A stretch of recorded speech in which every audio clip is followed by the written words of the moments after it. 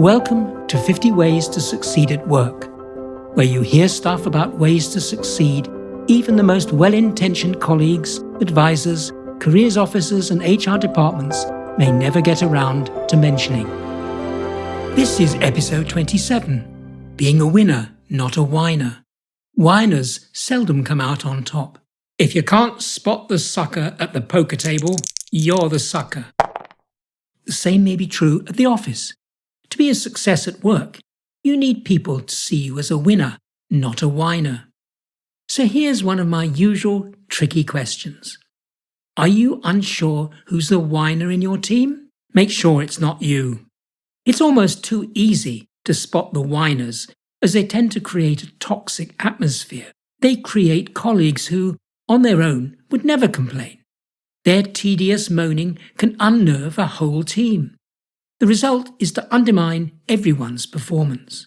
Whiners are destructive because they make things look worse and concentrate only on problems. Whining becomes a habit, so that soon everything seems terrible. Every situation a disaster. No workplace is perfect, and we all need to whine or complain sometimes.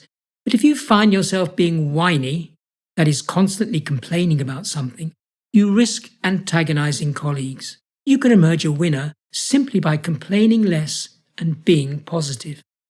Constant whining makes people see the workplace as worse than it is and makes people less likely to improve the situation.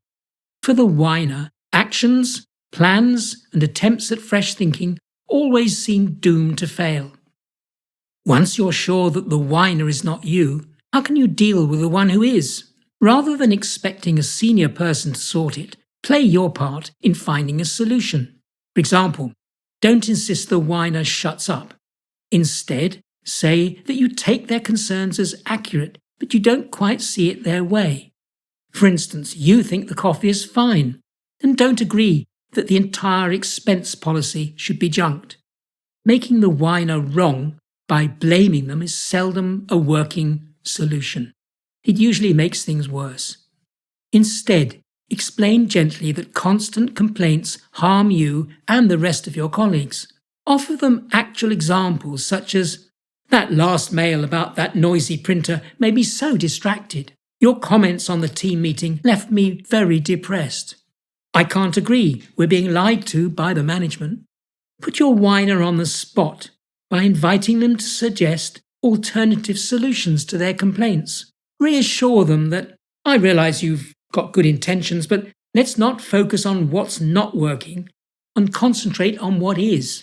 Most whiners are this way because they're unhappy in their job or they've fallen out of love with the organization itself. You may not be able to resolve their underlying problem, but you can help by discovering what's missing from their life right now. That may give your senior people something on which they can work. Unless you're the whiner's supervisor, there are limits on what you alone can do about it. Talk to colleagues and see how they might help. You may need to escalate the situation to someone more senior or to HR. Before that, though, you owe it to the relationship to try and resolve it without fuss.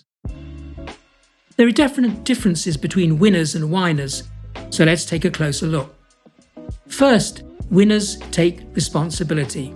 They tend to look at people and situations as good. They don't worry about what they can't control. So winners believe that a positive result will come from trusting teammates to work together and remain united. Secondly, whiners play victim. They allow their fears, worries, doubts and suspicions to guide their actions. Typically, they believe they have no choice and make their selections based on fear. In contrast, winners find a way forward, and their belief shows as confidence. When winners don't get the result they want, they try again. They keep going until the task is completed as expected. They promise themselves that they will never give up, and they don't. Whiners, though, live by excuses because they don't believe they can be successful. They find reasons to explain why they can't complete a task. They lack resolve, confidence, and apparent reason to continue. Because they often don't have a purpose or a vision, whiners find it easy to quit they cannot believe the task is possible. You're in the presence of a winner when they enter a room or pop up on a screen and they convey energy, passion, and enthusiasm. What's more, they insist on talking about the good things and what others are doing well.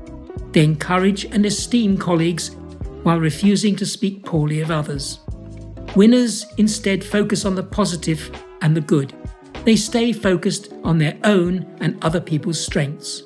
Whiners, though, do brighten a meeting or a gathering just by leaving. Such people tend to be draining, sucking the energy from those around them. They readily gossip about others and complain about how bad life is. Their discouraging words, opposing tone, and overall self-pity are demotivating to teammates. And while winners build friendships and think big, whiners do the opposite and destroy friendships and think small. They're always in survival mode. Whiners wait for things to happen. Winners make things happen. They're continually putting something in motion and will create a positive result somewhere down the road. Finally, whiners have the disease of me. They're out for themselves and are no team players. They'll always need pep talks and a high maintenance. Which do you want to be? So what action am I proposing? Well, first, check that you're not playing the whiner role without realizing it. Second, resist the whiner's tendency to make everything sound damaging and impossible to resolve. And thirdly, become a winner by helping to resolve the whiner issue. My takeaway from all of this? No one loves a whiner, so avoid falling into that role and resist those who peddle negativity. You've been listening to an episode of Andrew's 50 Ways to Succeed at Work. For more episodes, subscribe free to my regular weekly podcasts.